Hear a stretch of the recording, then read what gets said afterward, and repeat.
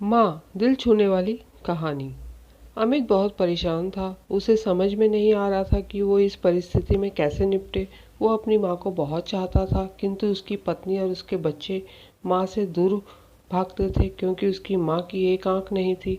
साथ ही उसकी कमर भी एंगल में झुकी हुई थी। वैसे वह अपना सब कामकाज खुद कर लेती है, किंतु फिर भी वो उसकी पत्नी और बच्चों को हमेशा खटकती है। तभी दादी, आप ऊपर के कमरे में जाओ, मेरे दोस्त आ रहे हैं, अमित के बेटे अखिल ने बड़े बेरुखी से कहा। पर बेटा, मैं तो यहाँ बहुत दूर बैठी हूँ, अमित की माँ ने बहुत प्यार से कहा। नहीं, आप उनके सामने मत आना, वो मुझे चिढ़ाते हैं, अखिल ने जोर से डांटते हुए कहा। क्या हुआ अखिल, क्यों चिल्ला रहे हो? अमित की पत्नी कामनी ने किचन से ही आवाज़ लगाई। देखो ना माँ, दादी यहीं ड्राइंग रूम में बैठी है, मेरे दोस्त आ रहे हैं, अखिल ने शिकायत भरे लहजे में कहा। माँ जी, आप ऊपर चली जाओ, क्यों हम लोगों को शर्मिंदा करती हो? कामिनी ने बेटे की साइड लेते हुए कहा।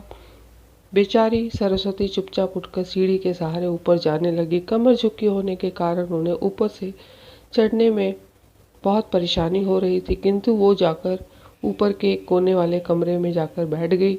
अमित बगल के कमरे में सब सुन रहा था। उसे दुख हो रहा था कि उसकी माँ को अपमानित होना पड़ रहा है, किंतु वह असहाय था। अगर वो कुछ कहता है तो पत्नी और बच्चे उसका विरोध करने लगते हैं।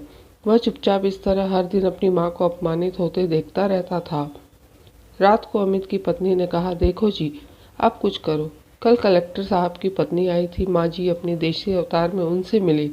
मुझे बहुत शर्म आ रही थी, बताते हुए कि मेरी सास है। मैंने कह दिया दूर की रिश्तेदार है, इलाज करवाने आई है। अमित को रोना आ गया, फिर भी वह चुप रहा। उसे समझ नहीं आ रहा था कि वो क्या करे। अपने बेटे की मनस्थिति को सरस्वती अच्छी तरह से जानती थी और बेटे को कोई कष्ट न हो, इसलिए वो हर बार को चुपचाप सह लेती थी। अमित बहुत उदास रहने लगा। एक तरफ परिवार और सामाजिक स्तर पर जीने की प्रतिबद्धता थी, तो दूसरी ओर माँ। आखिर माँ से अपने बेटे की यह हालत नहीं देखी गई। एक दिन उसने अपने बेटे से कहा, अमित, बहुत दिन हो गए हैं, मैं अपने गांव जाना चाहती हूँ, मुझे वहाँ पहुँचा दो, मेरा यहाँ मन नहीं लग रहा। किंतु माँ, वहाँ कोई नहीं है, तुम्हारी देखभाल कौन करेगा? अमित ने आश्चर्य से पूछा। अरे, सब गांव वाले तो हैं, और वो तुम्हारे मामा जी तो उसी गांव में रहते हैं, फिर हम सारी व्यवस्थाएं कराएंगे। कामनी को तो जैसे मन की मुराद मिल गई हो। हाँ बेटा, बहू सही कह रही है, सरस्वती ने लंबी सांस लेते हुए कहा।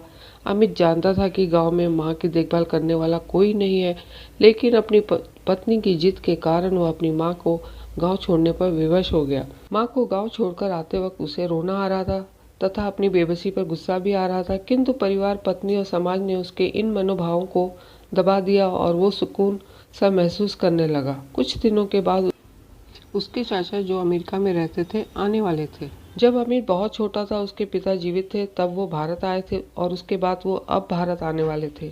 पूरा परिवार और आस पड़ोस बहुत उत्साहित था। अमेरिका से अमित के डॉक्टर चाचा आ रहे थे। डॉक्टर रमेश ने जैसे ही घर में कदम रखा, सबने मिलकर बहुत उत्साह से उनका स्वागत किया।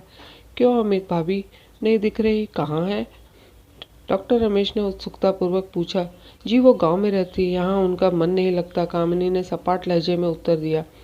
डॉक्टर रमेश ने अमित की ओर देखा तो अमित ने अपनी आंखें झुका ली। डॉक्टर रमेश सब समझ गए। बोले, कल हम भाभी से मिलने गांव चलेंगे सब लोग। दूसरे दिन सभी लोग गांव के घर में पहुंचे। देखा कि सरस्वती को बहुत तेज बुखार है और वो पलंग पर असहाय पड़ी है।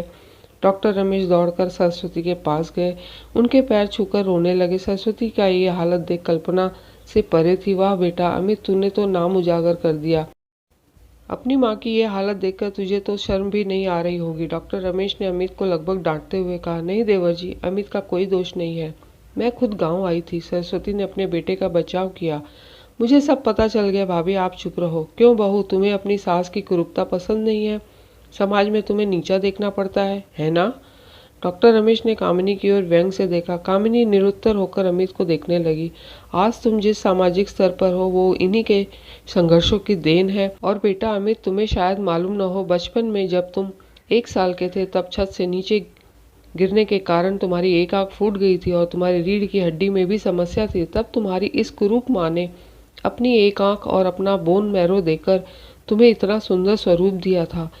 कामिनी बेटा, इतने सालों तक दुनिया में कोई और है ही नहीं। वह दौड़ता गया और माँ सरस्वती के कदमों से लिपट गया।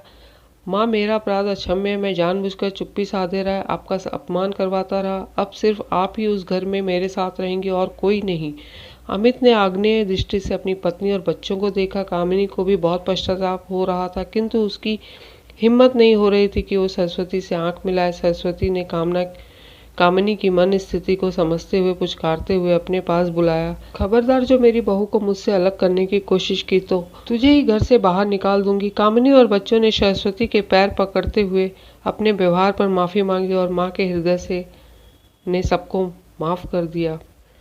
दोस्तों, कहानी कैसी लगी शेयर करें और कमेंट बॉक्स में ज़रूर बताएं।